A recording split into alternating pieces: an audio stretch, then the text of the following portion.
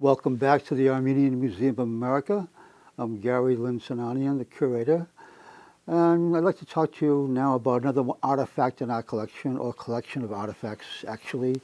We have a trumpet, we also have a saxophone and a clarinet, and all three of these instruments were used in the Mourad marching bands. And this is the Mourad marching band here, which was in Providence, Rhode Island. And before World War II, marching bands were a fixture in every ethnic group.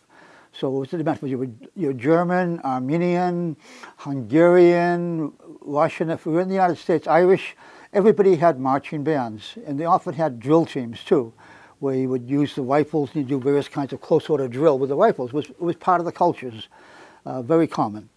And the Mourad marching band was very active in Providence for many years. And this is an example of this was made in 1940, this photograph. Of the various band members here. And as I said, most of the larger communities had them basically in most ethnic cultures in the United States. This band disbanded in 1941 after December 7th, when Pearl Harbor took place.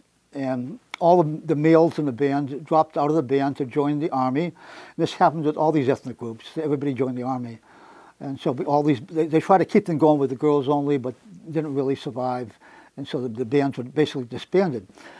And after World War II, the bands, when the guys came back from the war, these are vets who'd been through the war, they'd been through the horrors, and they didn't want to join a band again.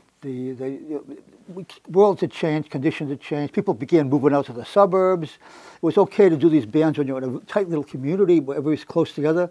But when you start spreading out, it becomes much more difficult to have these kinds of bands. And pretty much ethnic bands today are gone. Not just the Armenians, but all the other bands too. The only one band to survive in Boston, or the only one that has a real reason for surviving today, is the Italians, the Roma band. And the Roma band is the Italian band that plays at the St. Anthony festivals when they walk around the streets carrying the statue and the band plays. So it's really part of the culture there. And so that band survives. And even today, most of the band members aren't Italian. What they do is they have people from high school band members come and play as part of it, because there just aren't that many Italian musicians left that are trained in bands. And today bands are mostly associated with football games, high schools and with football games, college football games. So the tradition is pretty much gone now. But like I said, at one time this was really important among the Armenians, among other ethnic groups too. We have another one, we have a big drum in our collection too, which is from the Kanar band. Which was out in Worcester.